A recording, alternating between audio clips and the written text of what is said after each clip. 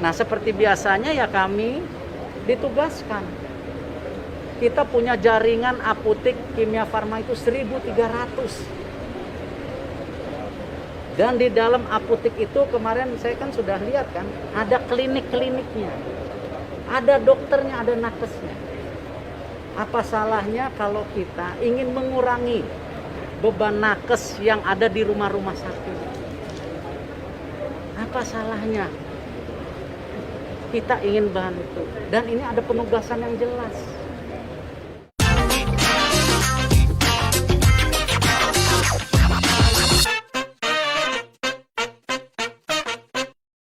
Saya ini kadang nggak paham sifat dari sebagian rakyat Indonesia. Di banyak negara, ketika mereka kena musibah, warganya terlihat kompak saling bantu-membantu supaya masalah bisa secepatnya selesai. Di negeri ini, musibah suka dipolitisasi untuk kepentingan pribadi. Ada yang mencari keuntungan besar dengan menimbun bahan pangan, ada yang menimbun tabung oksigen sampai hilang dari pasaran, ada juga yang turun ke lapangan bagi-bagi makanan tapi membawa bendera partai besar-besaran. Niatnya kadang bukan untuk membantu, tetapi kampanye supaya nama partai atau ormasnya terangkat ke permukaan. Mencari ketulusan di Indonesia itu seperti mencari jarum di tumpukan jerami. Lebih banyak yang punya niat untuk keuntungan pribadi daripada niat untuk berbagi. Semua harus ada hitungan materi. Kalau nggak ada, ya mending diam aja di rumah. Wabah COVID di Indonesia ini adalah bencana nasional, kawan. Semua daerah terkena. Bukan saja angka kematian yang meningkat, tetapi juga ekonomi terpuruk nggak karuan. Banyak pekerjaan hilang, banyak perusahaan tumbang, juga sangat sulit untuk mendapatkan pendapatan. Dan hantaman yang paling keras tentu saja para pekerja harian di sektor informal. Para pedagang kaki lima, driver online, guru les, dan banyak lagi. Pendapatan mereka itu pendapatan harian, bukan gaji bulanan dari perusahaan. Makanya ketika akhirnya pemerintah memberlakukan PPKM darurat dan membatasi ketat kegiatan, merekalah yang pingsan duluan. Coba, apa solusinya? COVID ini seperti memakan buah si malakama. Kegiatan dilonggarkan, banyak orang yang kena COVID dan mati. Kegiatan dibatasi ketat, ekonomi yang mati. Pusing memang, saya sendiri bisa merasakan. Dan itu masih ditambah banyaknya orang-orang yang nyinyir dan seolah-olah mereka lah yang paling ahli. Berbuat gini salah, berbuat begitu lebih salah. Mereka lah yang benar. Mirip penonton sepak bola yang lebih jago komentarnya daripada nendang bolanya.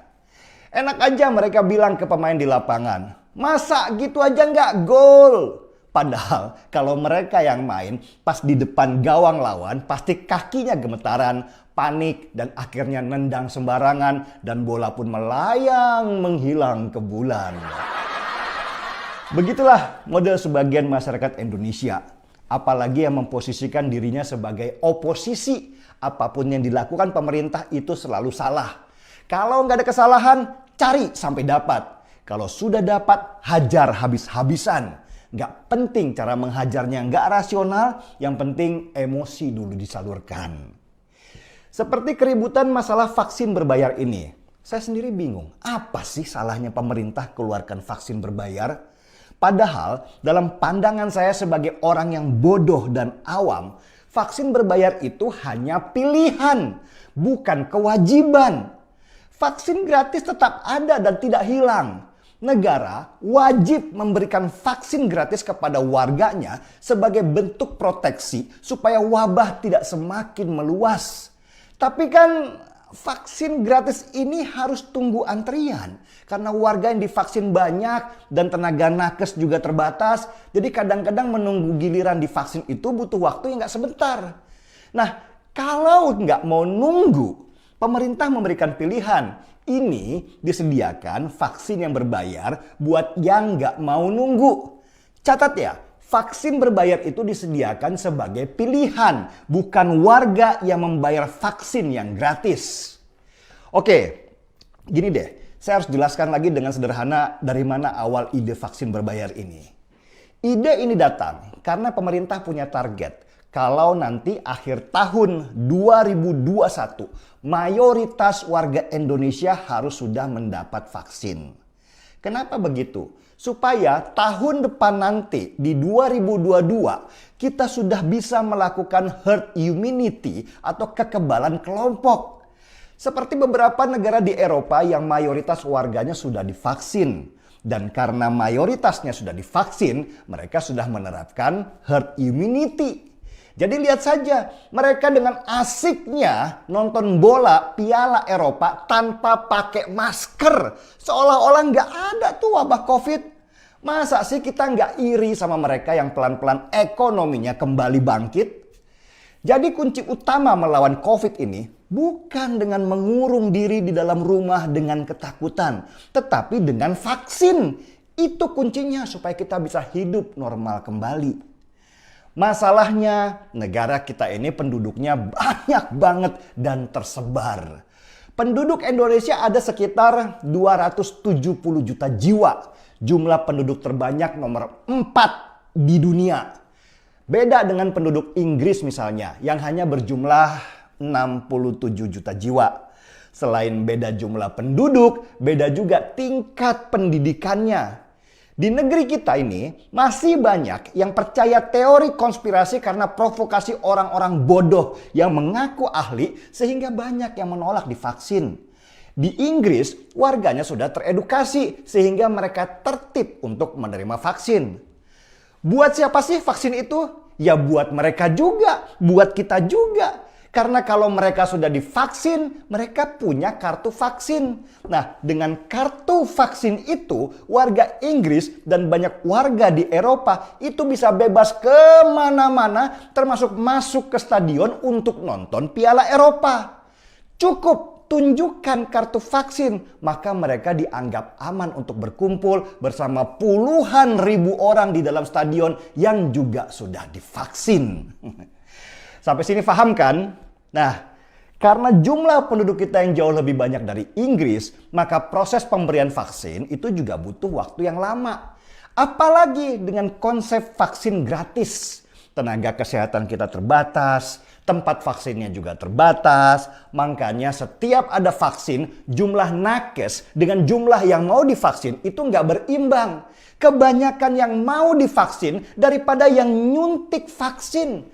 Dan antriannya tuh panjang dan lama. Akhirnya target 1 juta vaksin setiap hari itu bisa nggak tercapai. Nah, kalau nggak tercapai, kita nggak bisa melakukan herd immunity tahun depan. Ekonomi kita nggak bisa gerak dan bisa jadi kita akhirnya harus PPKM darurat lagi. Capek kan? Udah setahun lebih loh kita gini-gini aja. Rebahan mulu, duit nggak ada. Karena itu pemerintah lewat Menteri BUMN Erick Thohir bikin program yang namanya vaksin gotong royong. Vaksin gotong royong ini awalnya memang buat perusahaan. Perusahaan yang ingin tetap kerja dan produksi, maka pegawainya harus sudah divaksin semua. Karena perusahaan itu nggak bisa nunggu antrian vaksin gratis dengan warga lainnya, ya mereka kemudian minta jalur khusus. Perusahaan bayar vaksin gotong royong supaya pekerjanya cepat divaksin dan mereka bisa kerja lagi. Terbentuklah herd immunity di perusahaan itu. Dan contoh perusahaan yang sudah melakukan vaksin gotong royong itu adalah perusahaan Unilever. Di mana Jokowi sendiri yang melihat langsung pemberian vaksin di pabrik Unilever. Nah, pertanyaannya, apakah vaksin gotong royong yang berbayar itu mengambil jatah vaksin gratis untuk masyarakat? Ya enggak dong. Mereka berdiri sendiri. Bahkan untuk vaksin gotong royong itu enggak pakai dana APBN. Jadi enggak membebani negara. Negara ngurus vaksin gratis untuk masyarakat dan BUMN mengurus vaksin untuk perusahaan swasta. Jadi di sini kita bisa bedakan ya, mana vaksin gratis dan mana vaksin gotong royong untuk perusahaan. Jangan dicampur aduk dong, apalagi terpengaruh gorengan isu pihak yang ingin menjatuhkan nama pemerintah untuk kepentingan diri mereka dan partainya. Vaksin gratis ya tetap gratis. Itu kewajiban pemerintah untuk kasih vaksin dengan gratis kepada kita semua. Vaksin gotong royong khusus untuk perusahaan dan berbayar. Maksudnya perusahaan yang bayar vaksinnya dan memberikannya gratis ke para pegawainya. Oke, sampai sini dulu ada pertanyaan? Kalau nggak ada, saya seruput kopi dulu. Emosi soalnya. Kita lanjutkan dulu ya adik-adik. Nah, karena ternyata kecepatan pemberian vaksin dengan konsep keperusahaan ini tidak secepat yang dikira, akhirnya ada ide untuk memberikan vaksin gotong royong ini langsung ke masyarakat. Dan BUMN menjadi motornya dengan memanfaatkan jaringan apotek kimia farma yang tersebar di seluruh Indonesia. Jadi vaksin gotong royong ini adalah pilihan untuk warga yang gak mau antri terlalu lama dan ingin segera divaksin. Kenapa coba mereka buru-buru minta divaksin? Ya, supaya mobilitas kerja mereka lancar. Karena sekarang ini naik pesawat, naik kereta, naik bus harus menunjukkan kartu atau sertifikat sudah divaksin. Kalau belum punya kartu atau sertifikat sudah divaksin, mereka nggak bisa kemana-mana dan nggak bisa kerja. Jadi pahamkan kenapa vaksin berbayar itu harus ada. Gini aja deh, saya kasih analogi sederhana, yaitu jalan raya. Kalau kamu mau ke suatu daerah, silahkan kamu pakai jalan biasa, itu gratis. Tapi campur sama truk, sama bus, sama motor, dan lain-lain. Dan biasanya suka macet di jalan karena lewat pemukiman. Waktu jadi lebih lama, tapi gratis. Nggak bayar apa-apa.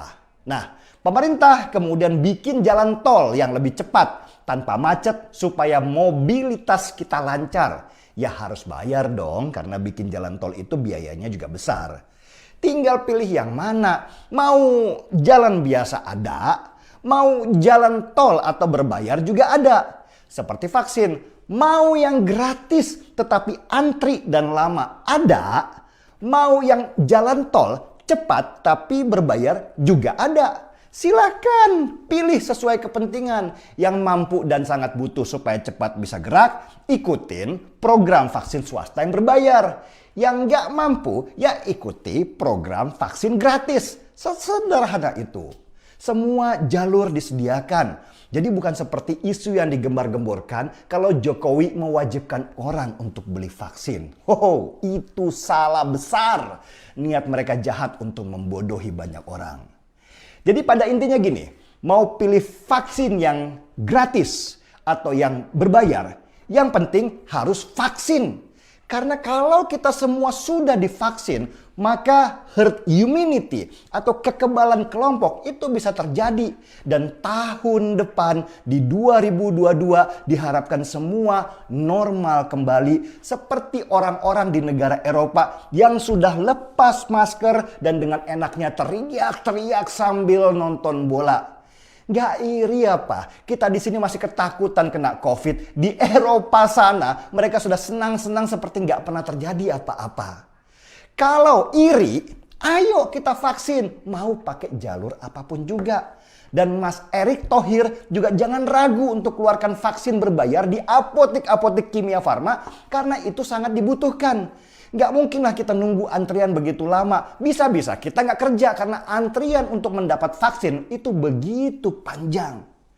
Lebih bagus kita lawan COVID ini dengan vaksin. Mau pakai yang gratis ataupun yang berbayar. Karena kalau kita terus lockdown atau PPKM darurat, ekonomi kita bisa hancur. Sudah banyak yang menjerit lapar dan biaya untuk salurkan bansos itu juga jauh lebih besar. Lebih bagus biaya bansos itu untuk beli vaksin sebanyak-banyaknya supaya kita lebih cepat dapat vaksin dan cepat kembali normal. Kalau kita PPKM darurat terus, diperpanjang terus, bisa berbahaya. Ribuan orang lapar bisa berkumpul dan dimanfaatkan oleh penunggang gelap yang ingin merusak negara. Kalau negara ini chaos, susah kita untuk memperbaikinya. Sudah waktunya kita melawan. Perang melawan wabah COVID ini tidak akan pernah kita menangkan kalau kita hanya diam ketakutan di rumah dan gak bisa kemana-mana. Sudah setahun lebih kita begitu dan kondisinya bukan semakin bagus tapi justru ekonomi kita lebih parah. Dan senjata kita cuma vaksin, vaksin, dan vaksin. Sudahi perdebatan vaksin gratis dan berbayar itu. Masing-masing ada kelebihan dan kekurangannya. Kita perang bersama supaya bisa mengalahkan COVID ini, musuh yang ganas tetapi nggak kelihatan. Kalau setuju, ayo kita angkat cangkir kopinya.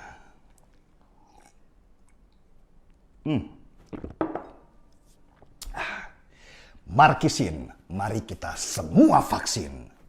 Saya Denny Siregar, kita di acara Timeline.